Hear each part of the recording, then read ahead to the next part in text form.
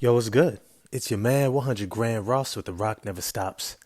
Scottie Barnes is far more Scottie Pippen than he is Michael Jordan. And yet, he's the future of the Toronto Raptors. And so, how this team is going to have to figure out how to build around him for that future is going to be really interesting. I did a couple videos about either blowing this team up or keeping them together. And to be honest, I think both are great options. Like literally, both are amazing options because I believe they already currently have the talent that they would only be hoping they could get back to with a trade. But the trade that I was insinuating that they potentially could explore is with the Portland Trailblazers, getting Anthony Simons and Shaden Sharp along with the number 3 pick. Now, I'd almost be okay with them also throwing in OG Anunoby, to be honest. But the big factor here is what does it look like to build around Scottie Barnes? Because when you look at Scottie Pippen, at his best, right, the years that Jordan left, went to go play baseball, and Scottie Pippen was all NBA, all defensive team, all star, got his team to the Eastern Conference Finals. Scottie Pippen was a monster. And at his heart, he was still a facilitator. He was still somebody who made others better. And it worked really well having dynamic scorers all around him, whether it was Tony Kukoc, whether it was Ron Harper, whether it was the three-point shooting of Steve Kerr. He had scorers around him that he could set up. And that was predicated upon his natural tendencies, not just the offensive structure of Phil Jackson, but it was really inherent to who he was as a player.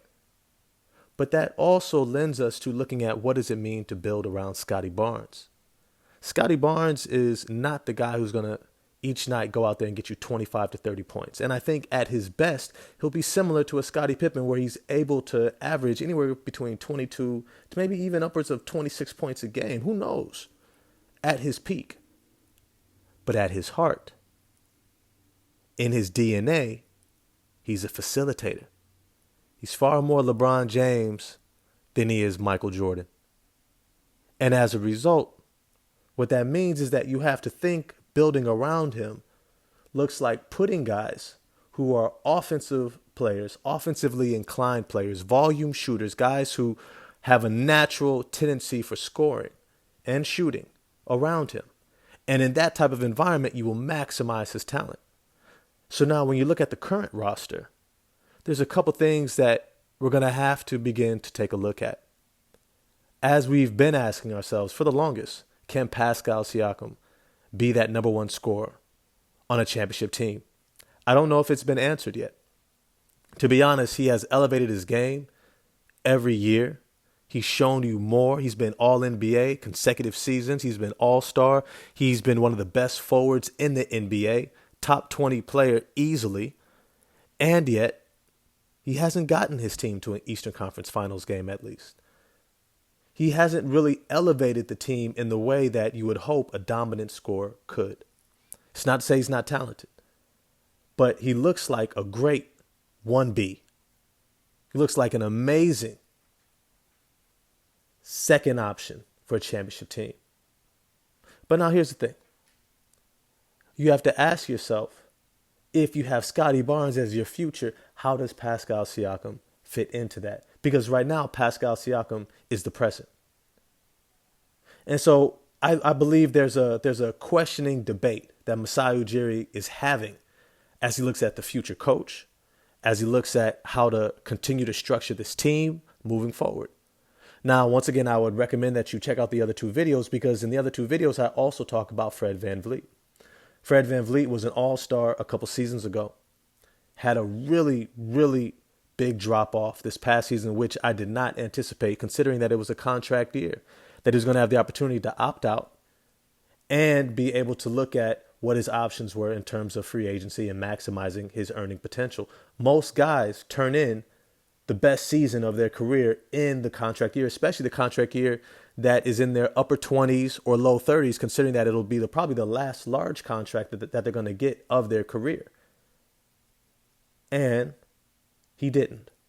He struggled mightily. His shot seemed to fall off. His ability to play make for others and make them better suffered. He began to be somewhat of a tunnel vision player that struggled to set guys up and make other teammates better. And as a result, we're sitting here questioning what is the future of this team. I don't think anybody in that front office anticipated this team with that type of performance this past season. Nick Nurse has been let go. They're looking for new leadership. And now Masai Ujiri has to look at what the future holds for this team. When it comes to building around Scottie Barnes, I think one of the first things that you can look at, if he is your future, if you are saying this is the guy we're going to build around, I think OG Anunoby is probably one of the first pieces that is on the trading block. Why? Because Scottie needs that forward spot. OG Anunoby is an amazing player, excellent, all defensive, potentially defensive player of the year level player. But he's not necessarily a leader. Doesn't necessarily make guys better on the offensive end in terms of playmaking and facilitating for others. Can be a bit tunnel vision. And it appears that he has some levels of limitations when it comes to his offensive playmaking and ability to elevate his team on the offensive end. He's not carrying teams against playoff teams. He's not showing you that he can put the offense on his back. And so therefore, you begin to look at him just a little bit differently. And so he's probably one of the first options they're going to have to look at in terms of moving a forward to create more space for Scottie Barnes. Because somebody of OG Anunoby's talent, he can easily get you two more solid future pieces to build around a Scottie Barnes.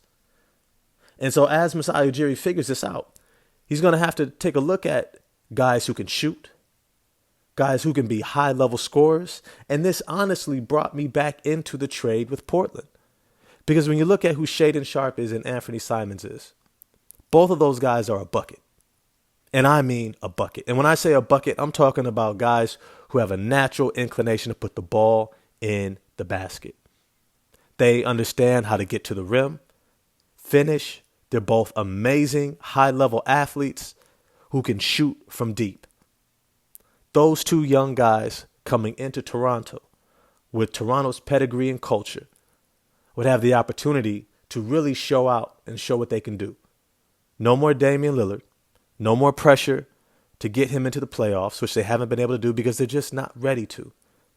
They can come to Toronto and have an opportunity to build around a talented player who makes guys better, who is a leader, who has the ability to anchor a defense and offense. And those two could potentially come in and be completely transformative.